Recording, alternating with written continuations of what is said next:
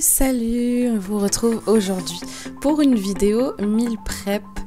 Alors aujourd'hui je vais préparer plusieurs choses. Pour commencer, un crumble à la framboise et à la pomme avec de la pâte à crumble à l'huile d'olive qui me reste et qu'il faut absolument que je passe, donc qui est là dedans, voilà, que j'ai faite avec des flocons d'avoine, un petit peu de poudre d'amande et de la farine. Une quiche au poireau et au jambon. Donc c'est la toute première fois que je ferai du poireau avec une petite pâte brisée, voilà, que j'avais dans mon congèle. Je vais râper quelques carottes pour les entrées de la semaine. Et avec ces pommes qui sont là, je vais faire de la compote avec mon Thermomix que vous verrez tout à l'heure. Donc je mettrai dans ces petits pots là, anciennement pots d'olive, donc des petits pots que je garde pour réutiliser comme ça dans la cuisine. Donc c'est parti pour le premier, le crumble.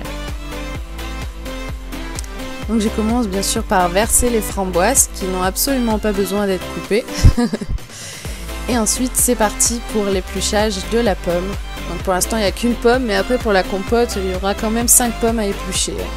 Mais vous en faites pas, je vous ai pas tout laissé, j'ai fait des petites coupures, même beaucoup de coupures. Pour ceux que ça intéresse d'avoir les recettes de tout ce que vous verrez là-dedans, bon, on va dire qu'il peut avoir une recette comme par exemple la pâte à crumble ou la quiche, je vous ai tout mis sur mon blog. Donc si j'y pense, je mettrai le lien du blog dans la description sous cette vidéo et vous pourrez aller voir tout ça. Et ceux qui viennent d'Instagram, il y a également le lien de mon blog voilà, sur mon profil Instagram. N'hésitez pas à suivre Instagram pour pouvoir voir ce que j'ai pensé du coup de la quiche. C'est la première fois que je cuisine du poireau, donc tout ça vous le verrez sur Instagram. Donc après c'est parti pour la pâte à crumble, donc qui est très très bonne. C'est une recette que je fais pour la deuxième fois. Donc pâte à crumble à l'huile d'olive, j'ai trouvé la recette dans un livre du coup de rééquilibrage alimentaire que j'ai acheté, voilà. Et voilà, c'est parti pour quelques minutes au four, donc à peu près, je dirais 30 minutes. Maintenant, on passe à la compote de pommes, et là, l'épluchage des pommes, c'est parti.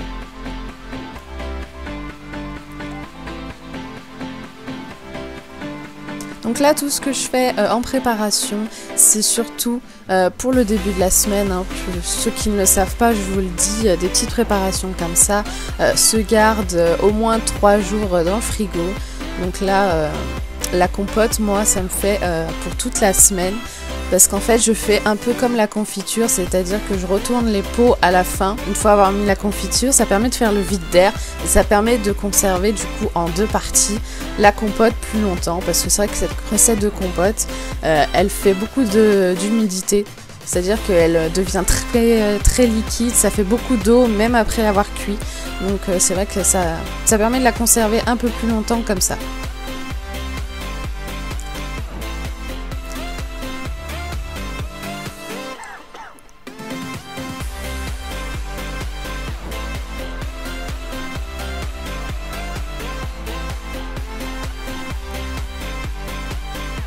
Donc pour les pommes, pour ceux qui ont remarqué qu'il y avait 2 sortes de pommes différentes, j'ai pris des pommes Canada que j'ai trouvées à grands frais et des pommes golden.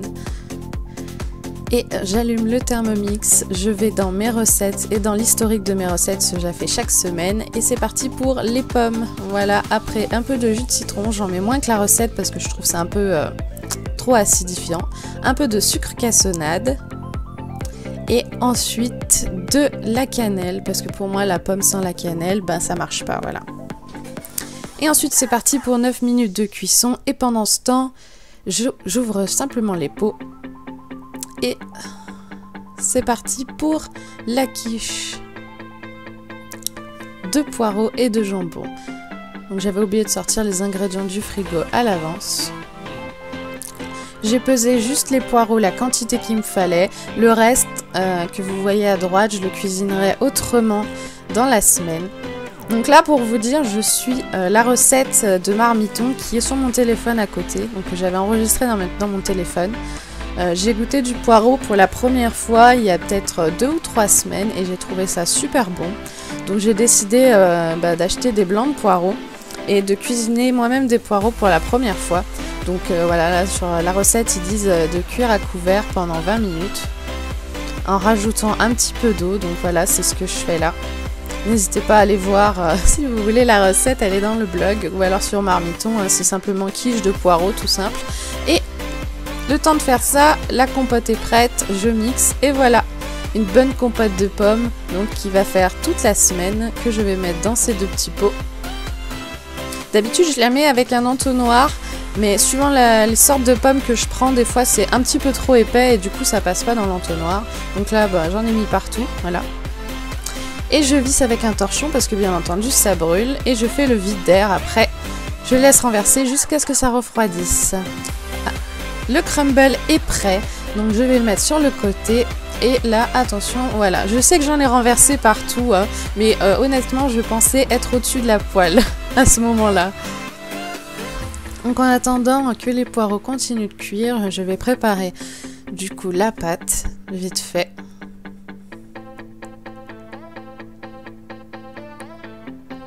En la piquant avec une fourchette, comme toujours.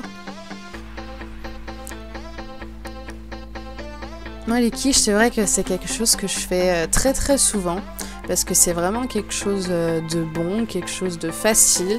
Là, c'est dommage parce que mon chéri, il aime pas le poireau. Donc du coup, ce sera que pour moi. Je vais en garder pour les repas du soir. Et je vais en congeler aussi pour en avoir plus tard.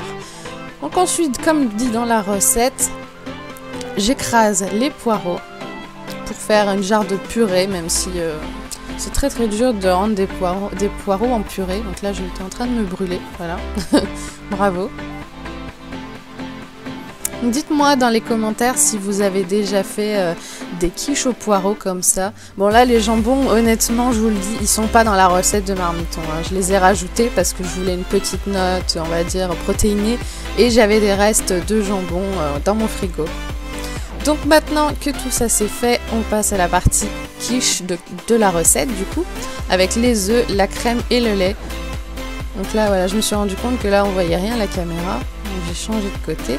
Et j'étais un petit peu choquée de la quantité quand même de crème qu'il faut dans une quiche, hein. Mais bon c'est bien ça, j'ai bien vérifié en plus sur mon téléphone la quantité, j'ai retourné sur les quantités pour être sûre que c'était bien ça. Et oui, c'était bien ça. Donc voilà, avec un petit peu de muscade comme dans la recette. Mais les épices, c'est toujours bon d'en mettre.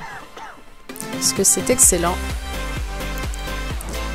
Ensuite, on verse du coup sur le reste.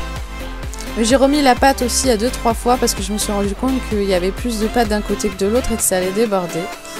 Voilà, et donc elle va pouvoir aller au four maintenant que le crumble est fini. Et je pars du coup faire les carottes râpées. Donc j'ai un petit appareil juste à côté à gauche de l'écran qui me permet de râper les carottes. Donc c'est une manivelle à main, hein, c'est pas un robot électrique comme on pourrait voir, même si j'ai dans mes projets futurs de l'année d'en avoir un. Vous savez, des appareils qui coupent tout, qui permettent de changer les embouts et de couper les tailles qu'on veut. Donc là voilà, je galère un petit peu à trouver le sens. Donc je râpe 4 carottes qui me permettront du coup de faire mes entrées, enfin mes repas du midi, parce que moi à cause de mon intestin fragile je peux pas manger des crudités tout le temps, donc j'ai décidé que les crudités ben voilà c'était le midi.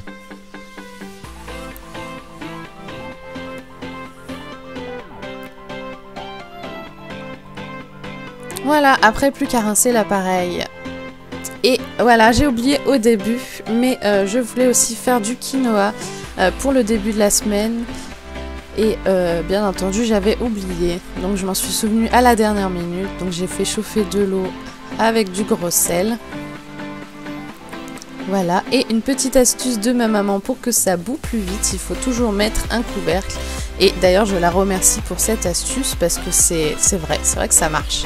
Donc j'ai pris un petit sachet comme ça, je sais que c'est pas top d'utiliser des petits sachets rapides, mais promis, quand j'aurai plus de sachets rapides chez moi, j'ai du quinoa en vrac hein, qui n'a pas de sachet, j'essaierai de le faire, voilà.